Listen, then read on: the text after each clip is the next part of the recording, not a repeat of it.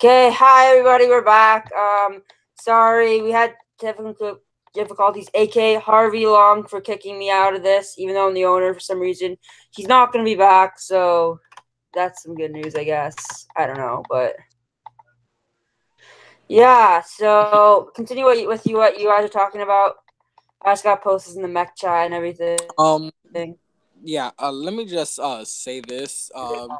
Well, actually, Infinite Kid has played a major part in this race. Even though the Infinite Kid has pulled, right now Maywa is trending closely to the 50% margin. He's like approximately like around 46 to 47%. And Tom is not that far. Tom is leading probably to 43%. Infinite Kid has pulled approximately like 7%, but we also have the write-in votes that pulled 1 to 2%. That technically drafted votes away from the major candidates, and it's making it harder for them to get votes to pass to continue to lead in the presidential race. Okay, Bryson. Yes, as I was saying before the call was, getting a little heated. Infinite Kid, Infinite Kid is playing the role Ralph Nader played in 2000. He's taking votes away from one candidate. I don't know who he's taking votes away from. It's anybody's guess, but he is going to play a major role in the Bryson, general. not that many votes. It's a bip. It could make a difference, but do you think it's gonna make that big of a I mean, difference? 10%. When it's real tight, when it's really tight, it's this tight in this race. It all makes a difference. Especially when the percentage of nearly 10% has been taken away from both of them. It's actually a big change. Let's not forget a third party and write-in votes. Yeah, that has taken away votes for them, and it's making it harder for them to drag votes into their column to win the presidency. And this race is actually the closest. Mayowa is leading single digits by the slightest margin, approximately 3 to 4%, and Tom is just trending right behind him. One of them will end up winning, and the other one will sadly call to concede. Okay, so Oh yeah. By the way, let me just say, whoever to the losing side, I want whoever this losing candidate is. I encourage his supporters not to call for a revote or a recount because that will be very divisive yeah, and me that too. will not I help say the us same. to unify. I call on every supporter. I don't care who you support. If your candidate loses, encourage him to concede graciously. Thank you, because this is not about Okay, this candidate or that candidate. It's about all of us. okay. Do you think if Infinite Kid runs again, do you think this election will help him get close to the presidency? No, I would because just like to Infinite mention. Kids Let is Bryson start. Infinite Kid. No, no, it won't because he's very not he's not well known in the MEC. He's just got here like a month ago. So no, nobody really knows Infinite Kid, and frankly, I don't care to know him. I'm not interested in anything he has to offer. Sean. Well, for Infinite Kid actually signing up for the presidential race, it actually got he actually got his name out there, making visible that he did ran for president as a libertarian. He also many people may have not voted for him because of no name recognition, which you have to recognition here to win an election, basically. But many people voted because of they didn't like the choice, and many people saying that this race has been more divisive and more divided among each other. In MEC history, we have been seeing a lot of Tom's supporters and Mayowa's supporter actually crashing into each other and making it a pretty divided among each other. And we need to heal the divides we have in our community. We need to keep on pushing to get along with each other, continue unity. But remember, whoever wins. Please remember that they gave it all they got. They tried hard. They made speeches. They rallied, and yeah, like we have to learn how to stay unified and not divided. Okay, wait. That's right. I totally agree. Wait, yeah, can you say something fast? Because I just need to check. I said I totally agree. That's all I had to say. Okay, wait. Speak again. I said I totally agree. That's all I had to say. I don't know, because I'm trying to adjust audio volumes, and I'm not. It's nothing bad. Just your voice is very loud, so I'm trying to get yours and John's on the same level almost. I don't know. Oh yeah, all I had to say was I totally agree. Yeah. Okay. So for those who may just came or something, I don't know. 1 second. Let me just get all these while everything is good. This is what the presidential election is looking like right now. Wrong slide.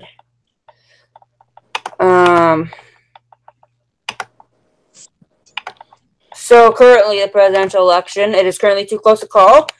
Mayowa Allabode has 46% of the vote, while Tom Kirkland has 43%, and I'm pretty sure Infinite Kid, the Libertarian candidate, has less than 10% of the vote. So this is what it is. It's currently too close to call. 50% is the magic number there. 270 is as well. Okay, can one of you guys just take it away? Because I have to deal with something, so. Okay. Yeah, this is the tightest race we have ever seen. We are expected to see a nominee not surpassing to the passing. Well, they will pass the magic number 270, but they won't. It'll be kind of rare for them to pass 280 or 290. This has been the tightest race and the closest race, and they'll probably get around 275, but 280 the most. No one expects a landslide due to the closest winning chances between Mayowa and Tom, but one of them will end up winning, and it's just gonna be in a matter of time.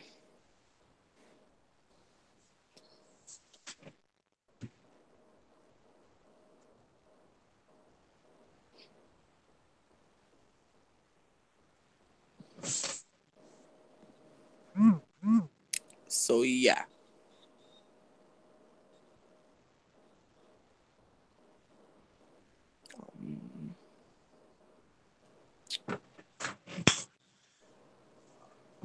Oh, y'all waiting on me? I mean, yeah, I already said my part. What I have to say. Oh, okay. Well, yeah, I agree. Like I said, this is gonna be one of the tightest, closest presidential races in MEC history. I mean, I haven't seen a race like this. This race has been kind of dirty. It's been kind of dirty in the slums, kind of like Ethan versus Uberfield. This is kind of the race to watch, and I think that no matter what candidate wins, I think somebody is going to go in the White House, and they're going to go in there with a lot of confidence about where they and how they can make an impact. And I just want to say to the losing side, whoever loses, you know what? You fought a good race, and you know what? It's all about making yourself better and bettering yourself. And I'm pretty sure if you try again, you will succeed. So stay confident, keep your head held high, and try again. Yeah, I totally agree. One of them will end up going to the White House, and but like we said earlier, either candidate will experience friction on either chambers, and there is a possible chance they will get their work done, such as many talk about education, infrastructure, foreign policies, healthcare reforms, immigration, criminal justice. There won't be a lot done due to the divisive and divides between the chamber and who they favor, but at least there will be a slight chance they will get some of the work done, but we just gotta hope for the best. That's right. And I just want to say that whoever wins will have a mandate coming in. They're going to face problems for one chamber or the other. I know Tom is going to face a lot of opposition from the Senate. I'm just going to tell you that now because nobody pretty much likes him in the Senate. That's just the fact.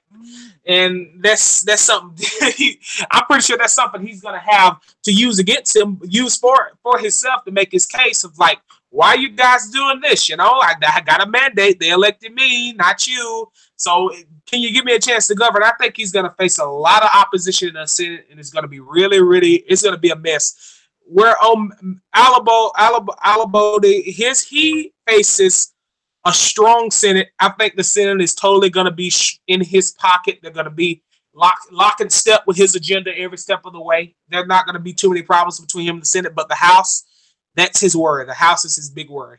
So I think he's gonna have a tassel, but I think the Senate is gonna be okay with Alabo. That's all I'm saying.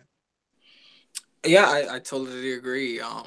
But like I said, there will be a small chance that either of them will get the work done. I mean, the House is in favor of Tom, the Senate is in favor of sorry. And it's just going to be very hard for them. There might even be a chance they might not even get a single bill passed due to the divides of favoring Tom and Mayowa. Yes, the House is in Tom's pocket and the Senate is in Mayowa's pocket. And there will be a possible chance not even a bill may be passed or a campaign promise or from both candidates. It's gonna be very hard, and we are gonna experience one of the most friction government in MEC history as of right now. So yeah, that's my point of view. I don't think either president will get a job done because, like we said earlier, the divides between the chambers is just going to make it very hard for the president and his administration to get the work done, and it's just going to be very, very hard for them. That's true, and the only way that hold on, real quick. The only way that Mayowa can have a successful administration, a successful presidency, if he gets elected, he has to ensure that more Democrats get in the House of Representatives, because with the Lib Dems and the Lib Dems, he's not going to be able to get accomplished. That's just the truth. It's already a majority House for the Democrats, though. So what could he even do more? Well, he's gonna. Well, I mean, I know that, but still, there's still some Lib Dems who are gonna want to cause a lot of havoc for him. They're gonna be a pain in his butt. So he's gonna have to elect more Democrats to the House, therefore to have an easier path. Okay. So yeah, I'm back. So I said some things I do, but So yeah, also, I would like to mention a thing. The good thing about Mayowa in the Senate is in his favor is that he will get his confirmation hearings very successful. He has a high successful rate for his nominations to be confirmed. But he just has to choose the right one because there is currently a senator that is very, very strict on nominations, which we are fully aware of. Ivor? No, there's even a very stricter one. But with the Senate in his pocket, he will have a chance on succeeding on his nominations, and he will. That's the only good part that he will have.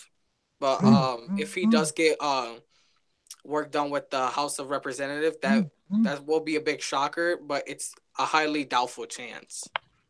Okay. Well, here's the question. Here's the question: if Mayowa wins, who will he keep? Will he stick with David Delaney for the Supreme Court, or will he pick his own more liberal, progressive Supreme Court justice? That's an open question that nobody's answered. Wait, sorry. I have a question, Bryson. Yes. Do you think these picks were good? So wait, were you here when Dom Collins had his hearing for education for secretary? Yes, I remember. That could happen with Mayowa, something like that, with the Senate. Do I think it could happen with one of his nominees or one of his cabinet picks? Yeah. You know what? as I said previously, the Senate is in Mayo's pocket. Let's just be blank. I don't think they're gonna be too tough on his nominees or his Supreme Court picks at all too much. They're just gonna ask simple questions. I mean, maybe Sam will ask the tough questions, but it's not gonna be as frictionless as you think it is as if Tom was elected. Because if Tom's elected, the Senate is gonna reject some of his picks because the Senate just don't like him. And that's just the point. And that's just the lowdown of that because they don't like Tom Kirkman. There's a lot of friction there. So no, I don't think if Mayowa wins, I don't think his nominees or his cabinet picks are going to face too much opposition from the Senate. What do you think, John?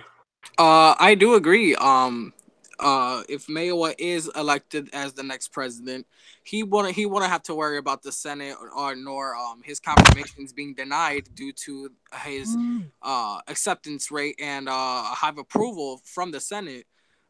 We could say it's around 80 to 90% that he is favorable in the Senate. He gets along with all the senators in there. And it's going to be very easy for him. He will have his cabinets ready, his administration set, possibly even hit the Supreme Court even set. Now, do I think David Delaney will still be the nominee? I don't think so. I don't think so either. There is a chance that Mayowa will select a different nominee to take on in the Supreme Court. Who do you think the nominee would be, though? Like, someone like Tom wins. But if Tom wins, he will experience very, very rough frictions on his confirmation hearings.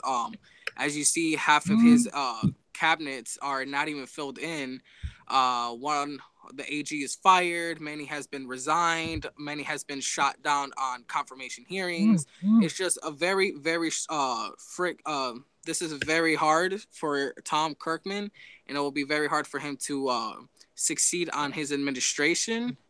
But he does have the House of Representatives on his side, and it's a good start for him. But Mayowa has the Senate on his side, and that's a good start for him. So they're just gonna have to try to get along with each other, because if both houses are divided among their favorable candidate for president, it will be very, very hard to put America forward and achieve our goals. Okay, my opinion. And here's the point. Wait, Bryson. Oh, okay, go ahead. My opinion on this: you guys are making it seem like it'll be very hard. I think it'll be hard. I think it'll be harder for Tom than Mayowa to get candidates to do. But Tom will have some friends like Ricky. Like Adam Evans, and if Jacob Tawney gets in, he'll have Jacob Tawney who's on his side. But more or less, I believe it will be hard, but not as hard as some speculate it will be. I think he may get one or two stopped, but then again, most presidents do get a couple of nominations stopped for presidents because they're not up to the codes of the Senate. But I do think it'll be hard, but not as hard as most. I do have some disagreements. Even though Mayowa was still running and Tom was still president, the Senate still shot down all his confirmation. Not all, some confirmation hearing. This is just a proven fact that the Senate is not in his favor.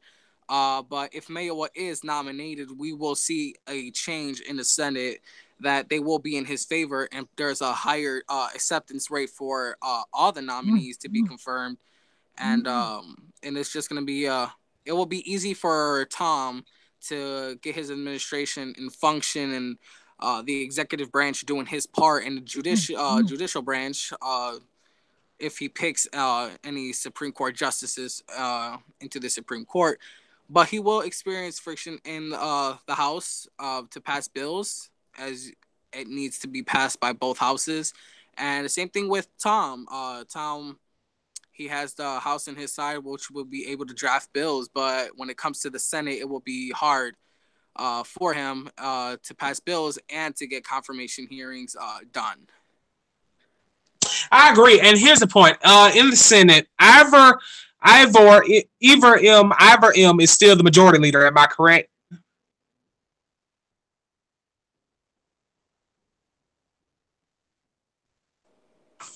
Is he still?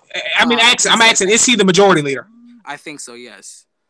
Well, as a personal friend of Ivory M, and as I know, I've known him for a while. I can tell you right now that if Mayor Alabode is the president of the United States, Ivory M will rule the Senate with an iron fist in favor of his agenda. I mean, that's just the point. And he's going to push through a lot of legislation. He's going to confirm whoever he picks for the Supreme Court, because I agree. I don't think Mayor is going to pick. Is going to stick with David Delaney, because David Delaney was picked by Tom Kirkman as a more moderate pick, so he can get confirmed, because nobody in the Senate likes Tom Kirkman. He figured that he'd nominate David Delaney because everybody loves David Delaney. But I think Alabode is not going to stick with David Delaney, because David Delaney is just too safe a pick. He's too moderate. He's almost a Republican, damn near. I think he's going to go with a more liberal, progressive justice, according to his ideology. And I think that's just the truth. But as I was saying, I don't think Ivory M is going to leave no stone unturned if Mayor Alabode is president. He's going to push his agenda, and that's just what I believe. I agree.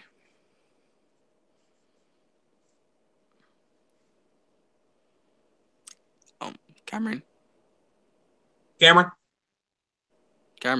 You there? Okay. All right.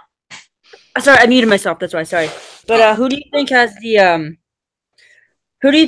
advantage, more or less, with both? Do you think Tom, if they're president, so do you think Tom will get more done with both Senate and House, or do you think Mayowa will?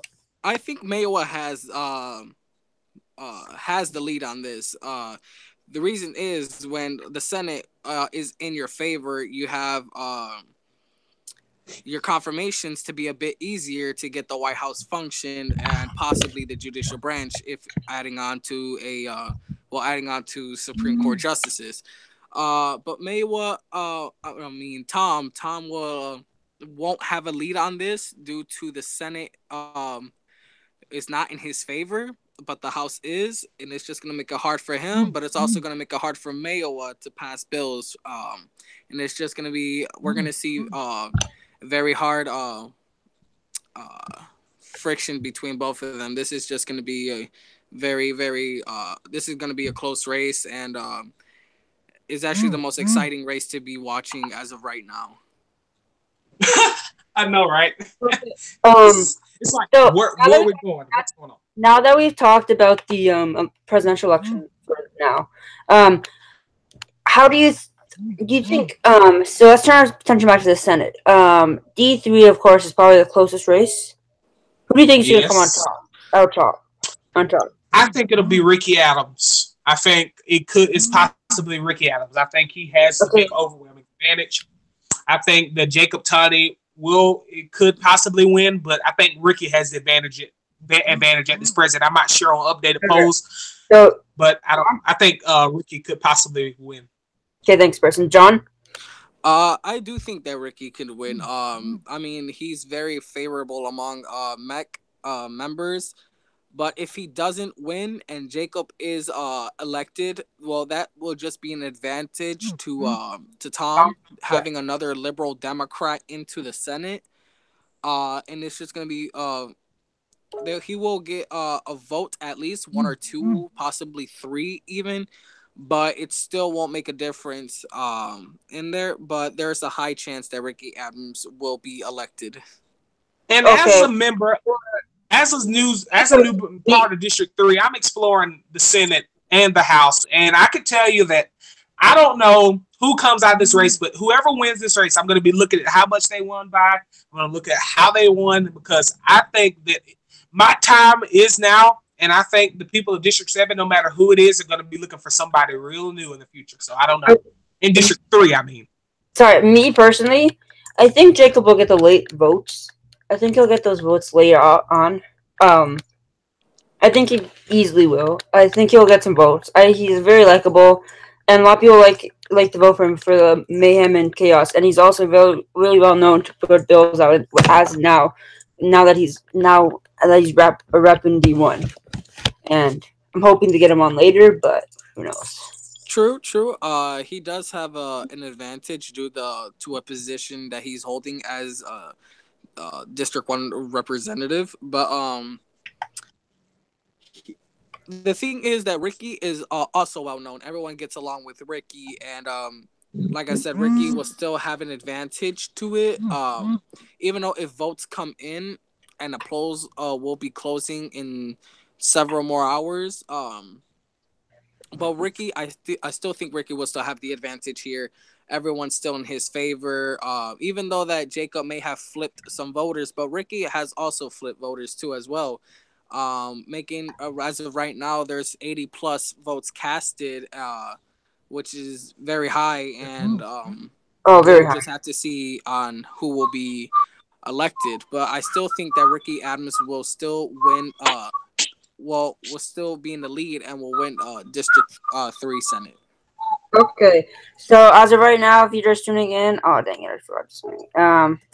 1 second, just keep on going.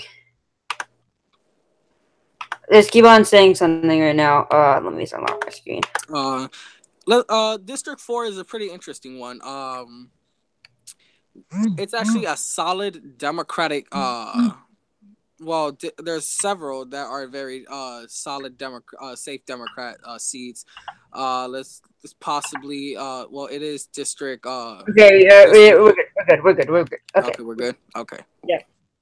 Okay, so if you were just tuning in, we only have one viewer now, but hello to that one viewer we have. Thanks for tuning in for the whole thing. We also had a second viewer before, but who knows who that was. Okay, so currently this is our. So welcome to Election Night in America, everybody. Right now we're going to give you results as what we have now. As of like 30 minutes ago, it's been 46 votes for the Democrat mayor elbowed to 43% of the vote going to Tom Kirkman, and a little less than 10% going to the Libertarian if a kid 1,000. Now for District 1 Senate, we are projecting Sam Martinez to win.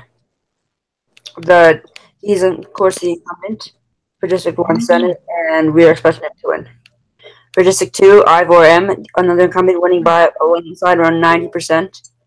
And District 3, don't mind this, I still have to fix this, but it's a toss-up. District 4, District 4, we're projecting to go to Evan Hunt, a Democrat who will win another seat, but Evan Hunt, of course, we're running against Cameron Scott, another candidate we're not sure who to vote for, and it just landed this way. So then, District 5, the independent incumbent Senator Adam Evans is projected winner for his seat. And then for District 6, Michael Walker, who was very close in the polls before, but now has jumped ahead by a respectable margin, is the incumbent Democrat senator. So with this, we can see Democrats have retained the Senate to have at least 4 or 5 seats in the Senate. And of course, you see the VP is blank because we don't know who the VP will be, if it will be Terrell McCann or if it will be Ryan Service. So what do you guys think this current Senate map is looking? Do you think this is do you think that this is showing that Democrats are showing more power now? And how do you think that there's no Republicans going to be in the Senate? It doesn't look like. This is very, very tragic for the Republican Party. I mean, I don't know what to say. I frankly don't. It's obvious Democrats and the Lib Dems are just taking over. They are taking over. I don't think that's why in the Republican Party that I'm currently in, I'm going to have to talk to the chairman and the leadership. We're going to have to come up with a plan to overthrow the Lib Dems because they are swarming Congress, as we see. It's just unbelievable. I've never seen a second party now take over like this. This is just brutal. And I think that if the only hope Tom Kirkman has of having at least an okay Senate is if Jacob Taney is elected because he's a Lib Dem, and yes, he will vote for. He will. Hello, you still there? I think we lost. Bryson, you still there? Yeah, I'm still here. Okay, because we lost you there for a second. Oh, sorry. Yeah, as I was. Did you hear what I said though? Did you hear what I? Yeah. Did you hear what I said? Okay. Yeah.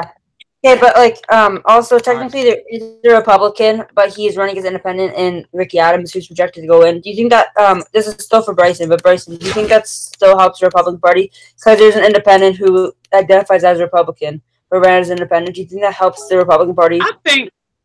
I think that it kind of helps, but still, we in the Republican Party would rather have a Republican just full on in the Senate rather than an independent who caucuses with us. But I think it does some good. Yes. Okay. Yeah, I do agree that the GOP has literally backlashed badly, and it's unbelievable that a third party choice, known as the Liberal Democrats, has taken on a second majority party, the Republican Party, matter of fact. And it's a shocker to hear that the GOP has lost countless members. Republicans, they won't have any advantages to pass any bills. But the only parties that do have the advantage is the Democratic Party and the Liberal Democrats. The Democrats did rose to power, overpowering the House of Representatives, but the House of Representatives is turning more liberal, falling into the pocket of Tom Kirkman. But the Senate has been a solid Democrat for the past couple of elections, I suppose. I was absent for quite a while, so I don't know if some other things. But the Senate will retain or gain power if they will gain power if Iowa wins. Hello? Hello. Hello. But I'll just continue. But if Mayowa wins, they'll gain power towards the Democratic Party. But if Mayowa loses, we would just retain the powers that. Oh, frig, I forgot it. 1 second. Oh, dang it. I forgot to screen share. Okay, we are good. That's why I couldn't. Okay, I'm presenting to everyone now, but yes, this is the thing I was meaning to show you.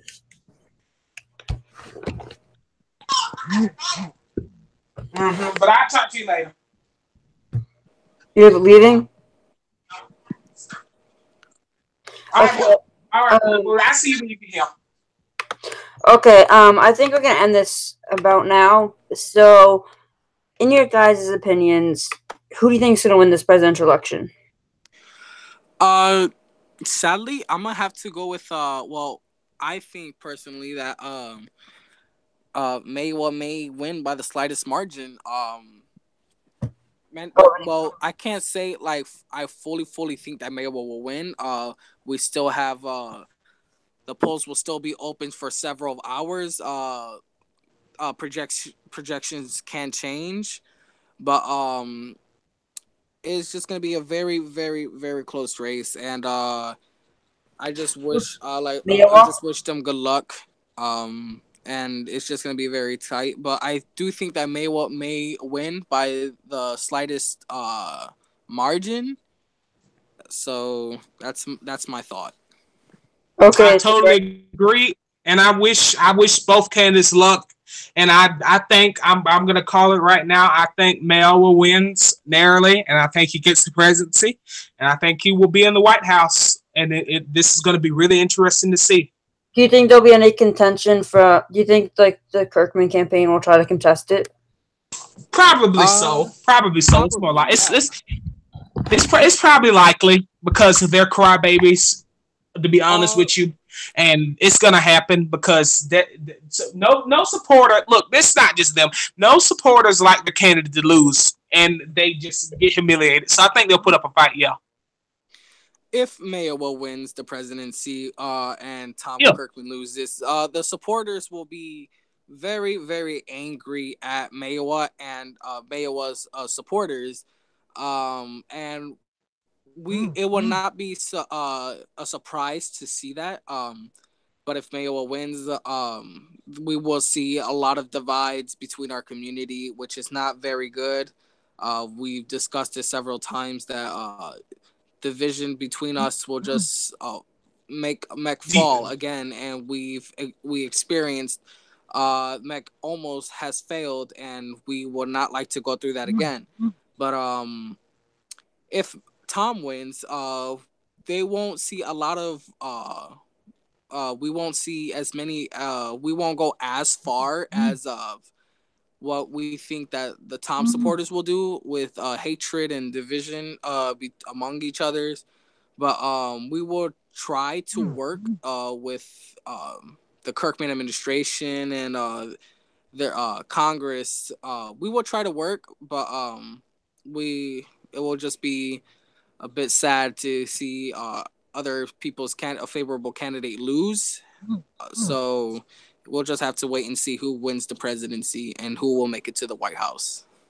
Whoever wins, I'm gonna support 100%. I'm not partisan. I'm newly a member of the Republican Party, so whoever wins, I'm gonna try my best to support and work with, because this is not about us, as I said at the beginning. It's about all of us as a people in MEC, and I think that we must come together no matter who wins this race. It's all about us. That's what it's about. It's not about you or me. It's about us as a people in MEC, and I think that's the important part. Okay, and I think that's a good place to end off with, actually. So thank you, everybody, for coming and watching tonight. Today, John, 1 second. It's been a very interesting campaign for sure. And yeah, of course. Yes, it has. Oh yes, of course. And we'd like to thank you for watching the MEC Election Night in America. I've been Cameron Andrews with Bryson Pittman and John Olsoff, aka Kenneth. And you've been watching the most trustworthy MEC news report. The report in MEC, sorry, I can't say that because I'll probably get copyrighted and sued if I say that other way. But news in the MEC community. So thank you, and that's all for tonight. Good night, everybody.